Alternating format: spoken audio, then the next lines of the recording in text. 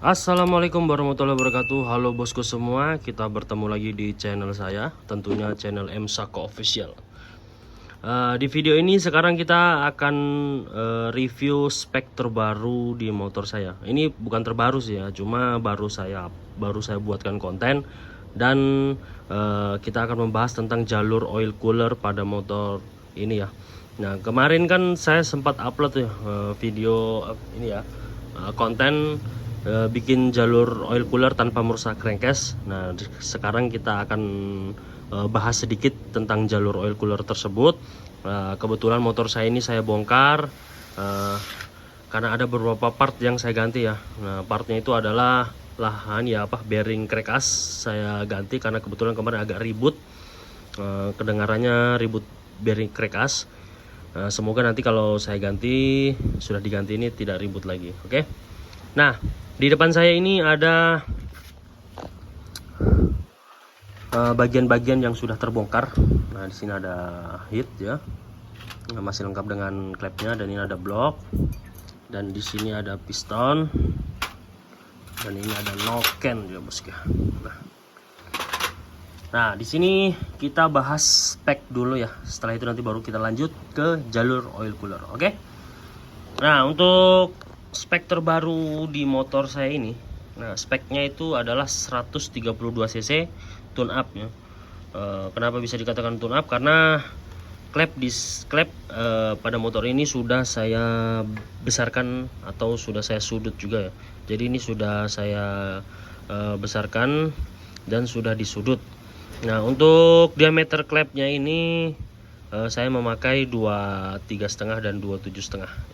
Jadi kemarin ada sedikit penyesuaian ya, karena awal sebelum saya naikkan ini ya, sebelum saya naikkan klepnya ini, saya besarkan klepnya, motor ini menggunakan piston 54,5.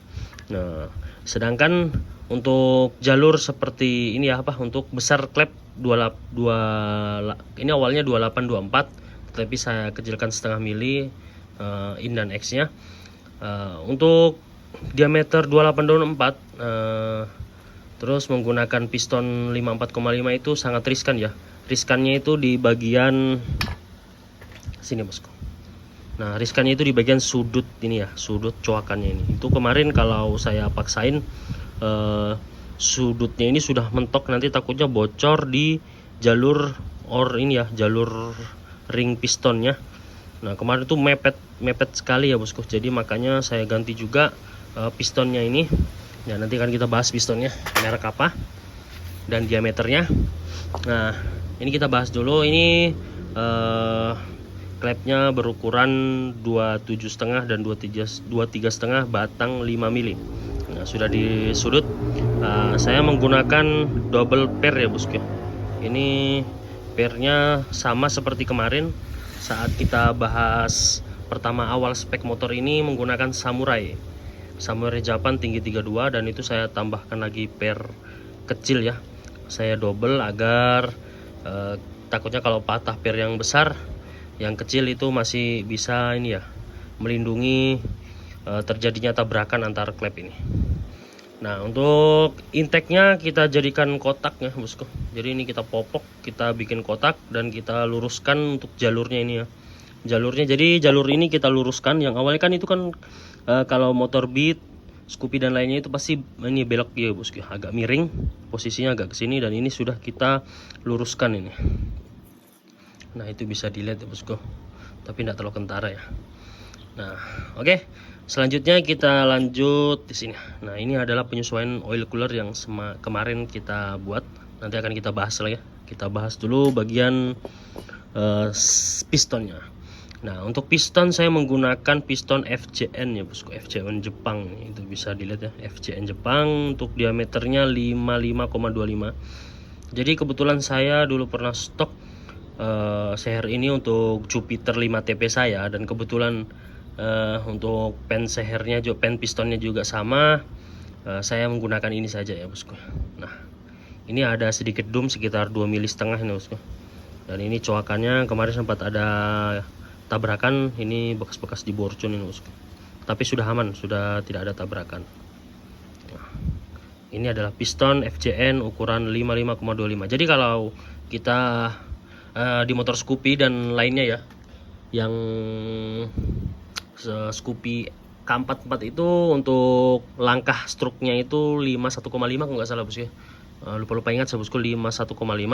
Kalau kita menggunakan diameter piston 55,25 itu sehernya menjadi 132 cc. Nah makanya di video yang belum lama saya upload itu judulnya Scoopy 132 cc, jadi bukan 130 cc lagi. Nah itulah bosku ya. Nah nanti kemungkinan besar nanti akan kita upgrade jadi 150 cc, tapi tunggu next videonya bosku, kita kumpulkan dana. Jadi bosku jangan dukung terus channel ini agar cepat berkembang. Nanti akan kita pantau terus perkembangan pada motor Scoopy ini ya. Nah kita lanjut lagi bagian noken. Nah ini noken sama seperti dulu juga ya bosku ya. Awal saya review saya menggunakan noken BRT tipe R1 atau tipe R2. Nah, jadi ini noken BRT tipe R1 yang saya custom. Jadi saya sudah habis beberapa noken ya bosku. Kemungkinan kalau nggak salah 4 atau 5 ya bosku. 5 sama ini kalau nggak salah ya. Saya ngeriset cari durasi yang pas itu ya bosku, untuk profilnya juga. Soalnya di sini ini ya bosku, di daerah saya nggak ada ini ya, nggak ada copy cam, jadi agak susah kalau mau buat noken. Jadi susah lah mau cari ininya untuk ininya ya modulnya ini bosku. Jadi susah untuk cari profilnya, itu profilnya agak susah. Jadi ini bagian ini sudah saya tambah karena kemarin kebanyakan mapas ya. Nah di sini juga nggak tahu kenapa ini baru saya buka ada gesekan, jadi nanti akan kita finishing kembali agar mulus kembali. Nah di sini disk kompresinya masih kita fungsikan ya bosku. Nah ini masih kita fungsikan, tuh. Ini masih berfungsi.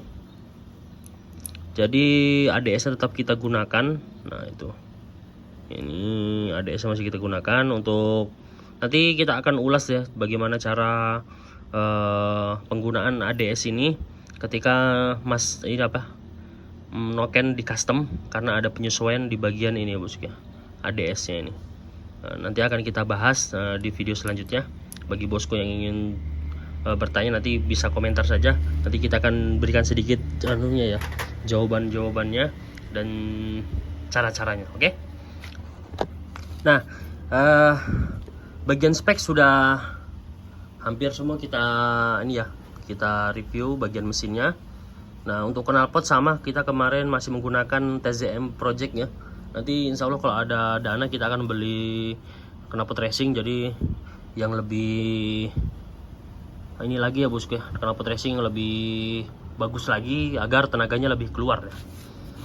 Nah untuk kita lanjut jalur oil cooler. Nah jalur oil cooler ini seperti judul di video sebelumnya itu yang sudah kita upload, bahwasanya kita tidak merusak di crankcase ya. Jadi jalur oiler itu tidak merusak atau tidak lewat jalur crankcase, jadi kita melewati jalur blok. Nah di bagian sini ada penambahan ini ya, kita tambahkan sedikit aluminium, jadi kita las argon. Setelah itu baru kita buatkan drat dan kita cocokkan ya, itu bosku ya. Jalurnya di situ tuh. Jadi di bagian sini kita tutup. Nah kita jelaskan sedikit. Jadi jalur bagian sini kita tutup.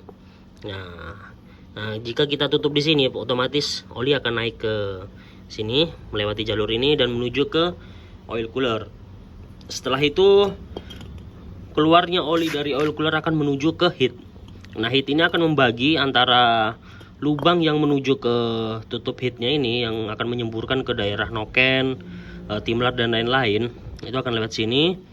Nah, setelah itu akan turun lagi lewat ini ya, baut tiangnya ini menuju ke sini ya, menuju ke sini. Jadi akan turun lewat sini, turun menuju ke sini dan menyemprotkan lagi untuk bagian crankcase ya.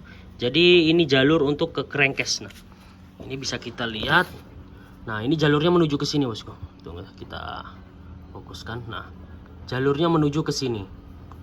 Nah jadi jalur menuju ke sini, olinya akan membasahi bearing stang dan lain-lain. Oke, jadi itu akan berpengaruh sekali ya bagi bosku yang merubah jalur oil cooler. Wajib mengetahui dulu jalurnya sebelum merubah, karena takutnya bosku merubah tapi ada beberapa fungsi jalur oil yang tidak tidak berfungsi baik. Jadi nanti akan berpengaruh pada pada komponen-komponen yang ada di mesin ini.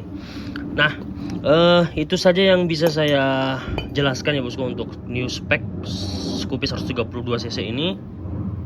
Ya sorry ya, ada agak blur. Nah, bagi bosku yang mungkin ingin bore up motornya, entahkah 130 standar atau 130 tune up, ataukah mau berubah merubah jalur oil cooler, bosku bisa lihat video ini. Semoga bermanfaat dan bisa menginspirasi. Nah oke bosku, nanti akan kita lanjut lagi di video selanjutnya. Nanti akan kita review bunyinya ya bosku, suaranya bagaimana, dan kita akan coba test drive ya bosku. Jadi nanti akan kita test drive, kita menggunakan teman yang untuk jadi jokinya. Nanti akan kita videoin hasilnya ya bosku. Nanti bosku bisa nilai bagaimana hasil dari pengerjaan Scoopy 132 cc ini. Oke, cukup sekian video dari saya. Terima kasih, semoga bermanfaat. Kita bertemu di next video. Wassalamualaikum warahmatullahi wabarakatuh.